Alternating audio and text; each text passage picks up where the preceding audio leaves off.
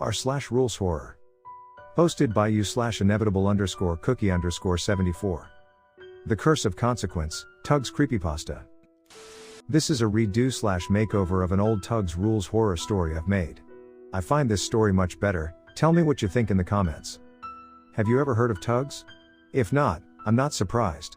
No one's really heard of the sister series of Thomas the Tank Engine.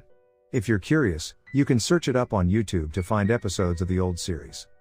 Well, here's another question. Have you ever heard of the Curse of Consequence? You definitely haven't. Well, let me give you some backstory.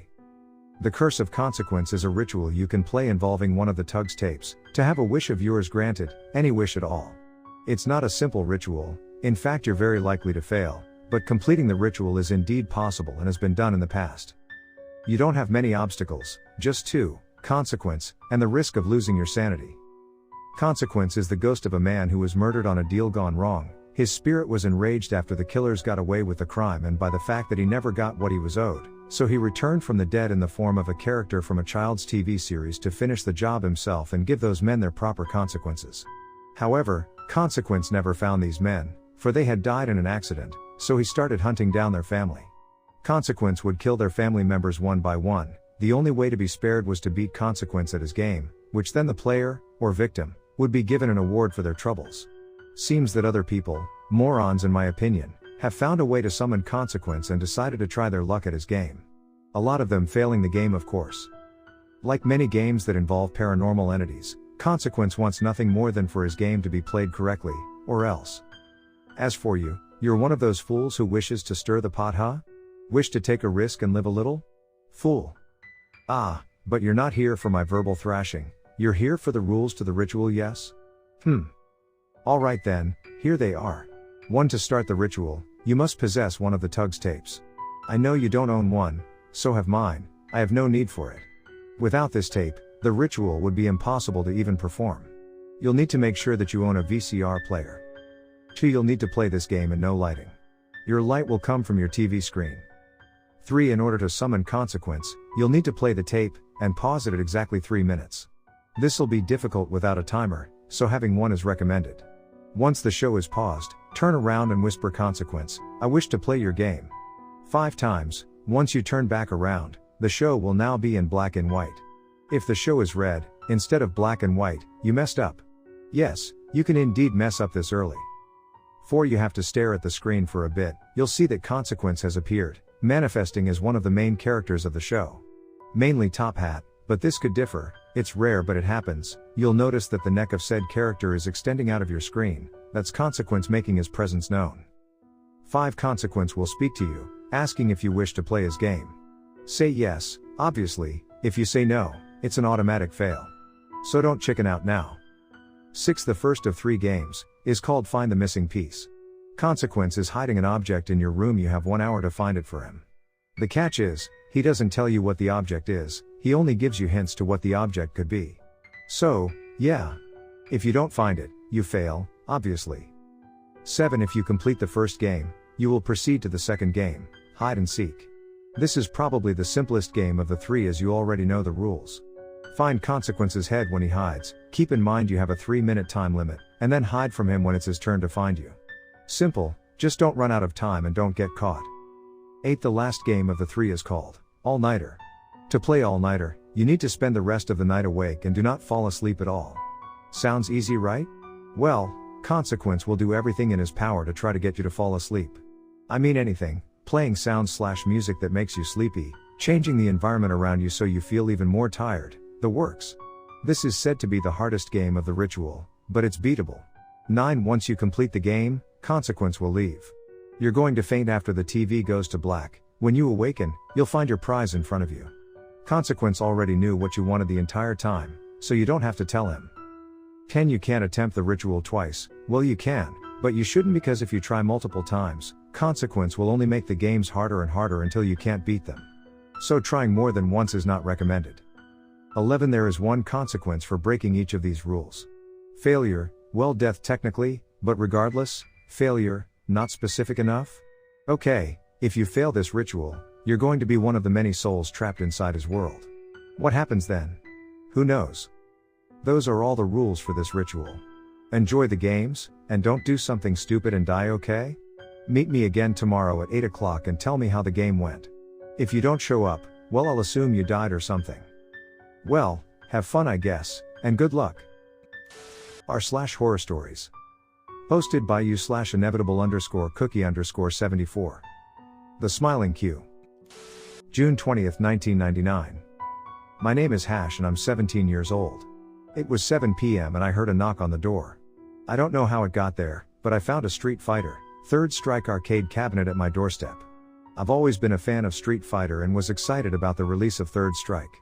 Imagine my face when I saw a cabinet of my very own right on my doorstep. I didn't ask for it, but nevertheless, I was excited. My dad placed the cabinet in my room and hooked it up for me. He had a lot of knowledge on how these were supposed to be plugged up. After a while, I was finally able to play the game. I thanked my dad profusely and turned the game on happily. Now, there were a ton of characters in Street Fighter, Third Strike, some of them being from older games, Ryu, Ken, Chun-Li, etc., but one character that fascinated me when the game first came out, was a character named Q. Q was a man with a trench coat and fedora hat, making him look like a detective.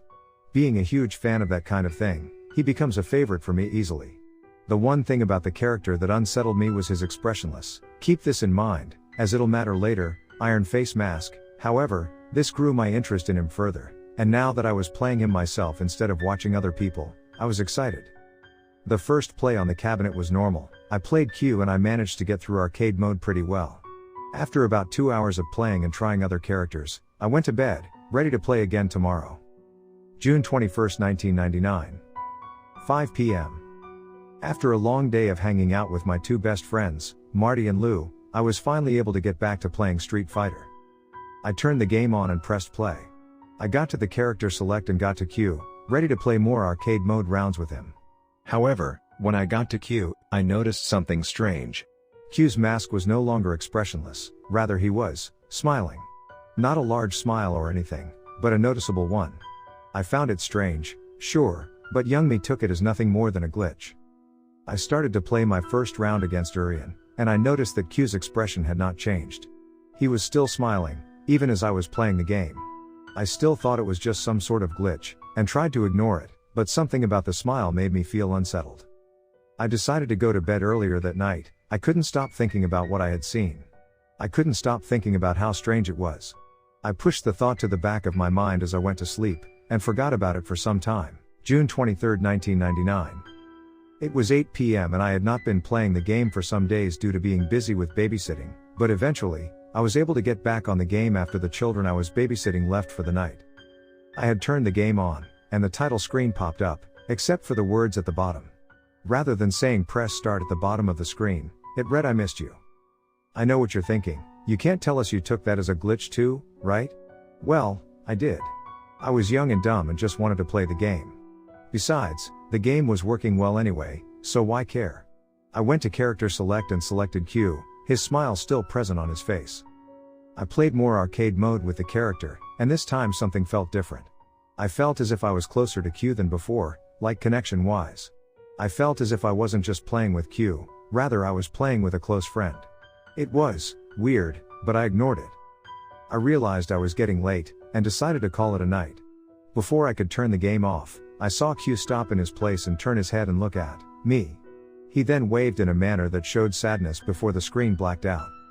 I went to bed even more unsettled, but I didn't tell my parents. The machine worked well on its own, just a few oddities about it, nothing more than that. I didn't see a reason to get rid of the machine. So I kept the odd occurrence to myself. June 24, 1999. I woke up that morning with the arcade cabinet really close to my bed, which was odd because I didn't recall placing it there. I just summed it up to my parents needing something and just going into my room and moving it without moving it back, so I dropped the whole situation. After breakfast, I decided to play Street Fighter that morning just because. I turned on the arcade and saw that the main menu screen was normal again. I pressed start and went to character select. Before the game took me to character select, I saw an image of something. It looked like a room, but it was too dark and pixelated to recognize. I saw the words, "Coming to visit, my love," in the middle of the screen. The screen sat for a few seconds before taking me to another image. It looked as if it was staring down at someone in their bed, a hand reaching out and touching their face. With words in the center that reads, "Such soft skin you have." I'm then taken to the character selection screen. From then on, everything was normal, aside from Q smiling. All was fine until I had to get off and get ready to run errands with my mom. I stopped playing and got ready to turn the game off, and Q looked at the screen again, and this time, he fell onto his knees before the screen blacked out. I left my room and went to my mom to get ready to leave. I didn't touch the game again that day.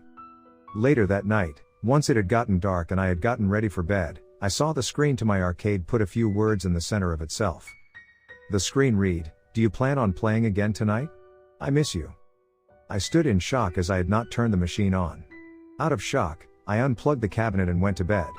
I was very uncomfortable now, but I didn't say anything to my parents. The odd part is, I don't know what was stopping me, I just couldn't do it. I just decided to forget about it and go to sleep. June 29, 1999. I hadn't touched the arcade cabinet in 5 days at this point. I just couldn't, I didn't even have an excuse this time. It was 10 p.m. I didn't even want to plug it in and turn it on that night, but for some reason I did. It's as if I couldn't even control my own actions. The main menu popped on the screen and the words at the bottom read, "Why did you unplug the game? Didn't you want to keep playing?" I ignored the text and continued to character select. I chose Q again, this time his smile is slightly larger. I saw words replacing his special attack names. Those words read, "Do you not love me anymore?" I ignored the words and continued to arcade mode. The first round was against Chun-Li, and the round began. This time, there was no fighting or even Chun-Li, there was only Q sitting at a table. "Why are you ignoring me?" the text said on the screen. "Am I no longer your favorite?" I couldn't speak, I could just watch as Q walked up to the screen and knocked on it. "Why did you leave me for all those hours? Do you know how lonely it is here? I thought you enjoyed the time we spent together, didn't you?" I didn't respond. "I see, you're too nervous to respond because you feel guilty for leaving me, is that it?" I couldn't respond, or even walk away. "It's okay, I still love you. I have an idea, why don't you come here with me?" I don't respond once again. You're in a trance as you see Q walk closer to the screen, his smile growing wider as black ooze leaks from his eyes. I feel myself getting dizzy, falling weakly on the ground as I hear a voice speak to me from the machine. 06/30/1999 tonight. I wake up in my bed and it's dark outside. I sit up and notice Polaroid pictures of myself on top of me. The arcade cabinet was once again close to my bed, with words on it that read, "I enjoyed your company. I don't know what to do. I think I should tell my mom and dad, but for some reason, I can't bring myself to do it. It's as if something is keeping me from telling anyone this. All I can think about, all I want to do is, play more Street Fighter, I want to see more of Q's smile. It's all I'm focused on, and I don't know why."